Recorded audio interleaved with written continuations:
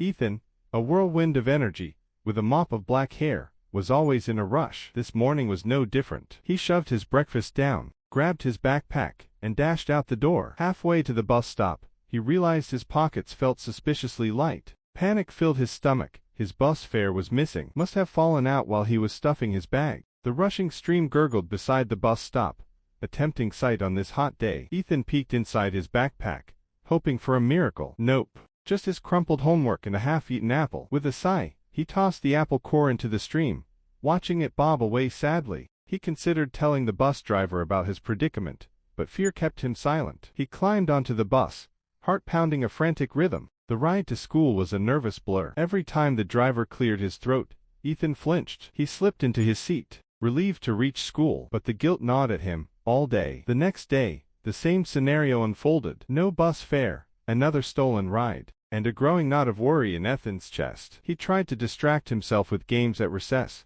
but the fear of getting caught loomed large. On the third day, fate decided to intervene. As Ethan snuck past the fare box, the bus driver's booming voice echoed, "Hey there, young man." Ethan froze, his cheeks burning. The driver, a kind-faced man with a bushy mustache, checked his ticket. "No ticket, eh? This is the third day in a row, isn't it?" Ethan hung his head, shame washing over him. He mumbled a half-truth about losing his fare. The driver sighed, his voice gentle. "Tell you what, you get off at the next stop and walk home. But first," he said, kneeling down to Ethan's eye level, "promise me you'll tell your father what happened." The walk home was a long one, filled with regret. As he faced his father, tears welled up in his eyes. His father listened patiently, his expression stern but not angry. When Ethan finished, his father explained the importance of honesty and taking responsibility for our actions. The punishment, a week's worth of chores, was mild, but the shame Ethan felt was worse. He learned a valuable lesson that day. Sneaking on the bus wasn't just about saving a few rupees. It was about trust and respect. From then onwards,